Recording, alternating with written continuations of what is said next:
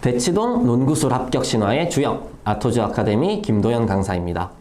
자, 이번 영상에서는요, 여러분들이랑 함께 연세대학교 논술 전형의 특징과 그 대비법에 대해서 간단하게 알아보는 시간 가지도록 할게요. 자, 그럼 시작하겠습니다.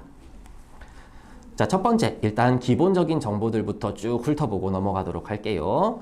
자, 여러분들이 일단 알고 있어야 될 거, 연세대학교에서 몇 명 뽑느냐. 자, 문과 기준으로 생각을 했을 때에 101명을 논술 전형으로 선발하고 있다라고 보시면 되겠어요.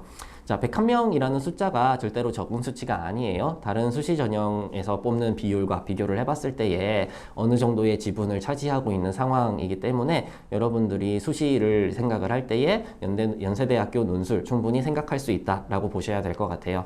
자, 그 다음으로 수능 최저 조건, 연세대학교에서는 여러분들이 논술을 지원하기 위해서 딱히 다른 조건을 요구를 하고 있지 않아요. 그러니까 수능을 굳이 애써서 열심히 준비를 할 필요는 없다. 그러니까 연대 논술을 지원하고 싶다라면은 말이겠죠.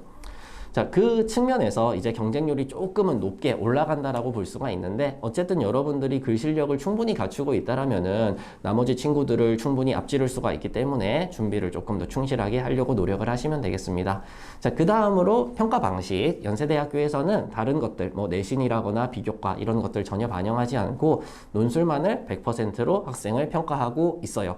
자, 그렇기 때문에 연대 논술이 요구하는 역량만을 충실하게 준비를 한다라면은 내가 가지고 있는 다른 이제 특징들이 어떻게 되든지에 전혀 상관없이 지원해서 합격할 수가 있는 전형이다라고 말씀을 드릴 수가 있을 것 같네요. 자, 두 번째로 넘어가도록 할게요. 두 번째로는 여러분들이 연세대학교 논술에서 어떤 식으로 문제가 출제되는지 알아야 되겠죠. 문제 유형 간단하게 말씀드리도록 하겠습니다. 자, 연대 같은 경우는 크게는 2개, 작게는 4개의 유형이 출제가 되고 있어요.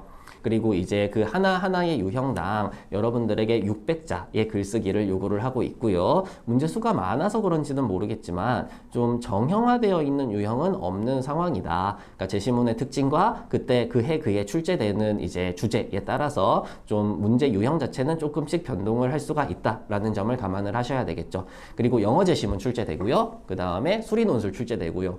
도표까지도 출제되기 때문에 어떤 하나의 유형만을 파가지고 대비를 할 수가 있는 게 연대 논술은 아니다 라고 보셔야 될 것 같아요. 논술이 요구하는 기본적인 역량들을 충실히 준비를 해야 되는 거고, 이제 그거를 자기 본인에게 익숙해지도록 연습하는 시간이 충분히 주어질 때에 연대에 합격할 수가 있는 실력을 갖출 수가 있다 라고 보셔야 되는 거겠죠. 자, 요렇게 연대 유형 정리할 수 있을 것 같아요. 자, 마지막으로 연세대학교 논술 대비 어떻게 해야 되나에 대해서 간단하게 또 정리를 드리도록 할게요. 자, 연세대학교 논술 같은 경우에 2020년도부터 그 기존에 비해서 유형이 조금 달라졌다라는 이야기들이 있는데, 뭐 반은 맞고 반은 틀렸다라고는 얘기라고 볼 수 있을 것 같아요.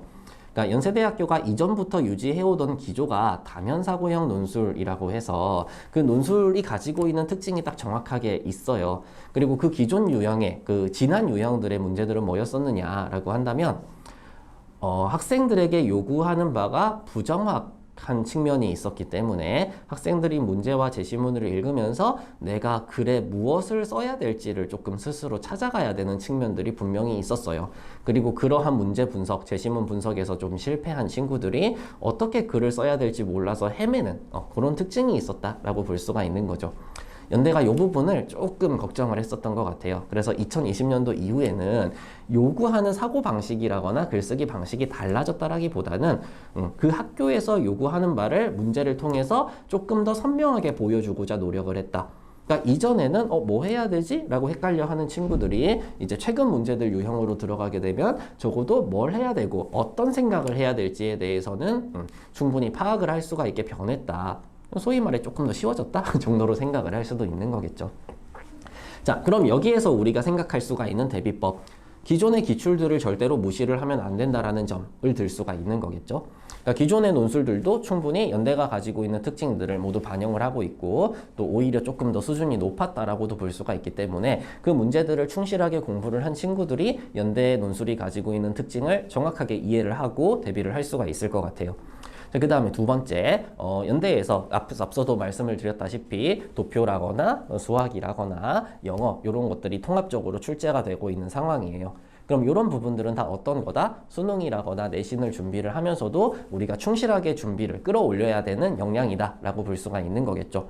그럼 이게 이제 문제풀이, 그러니까 수능의 문제풀이, 내신의 문제풀이 이런 거에 집중할 필요는 없겠지만 기본적으로 영어 제시문 어느 정도 나왔을 때에 독해를 제대로 해낼 수 있는 능력, 그러니까 한 문장 한 문장 정확하게 읽어낼 수가 있는 능력 갖추려고 노력을 해주셔야 될 것 같고요. 수학 같은 경우도 적어도 이제 우리가 현행 교육 과정에서 출시가 되고 있는 기본적인 어떤 개념이라거나 유형들은 어느 정도 숙지를 해둬야, 그러니까 어디에서 어떻게 문제가 나올지는 모르기 때문에 그런 기본적인 개념들은 숙지를 해둬야지 여러분들이 시험 문제를 딱 받아봤을 때 못 푸는 일이 없다라고 볼 수가 있는 거겠죠. 그러니까 시험 자체에 대해서 대비하는 시간은 그닥 필요 없다라고 볼 수가 있겠지만 적어도 수학, 영어, 그리고 국어 능력을 어느 정도는 꾸준하게 끌어올리려는 노력이 필요하다 정도로 생각을 해주시면 되겠습니다. 자, 간단하게 정리를 하자라면은 첫 번째, 기본적인 어떤 수학 능력을 절대로 놓치면 안 된다라는 점. 두 번째, 기존의 기출 문제들도 등한시하지 말고 여러분들이 최근 기출을 풀기 전에 충실하게 풀어보면서 연대를 대비를 해야 된다는 점. 이렇게 정리를 드릴 수가 있을 것 같습니다.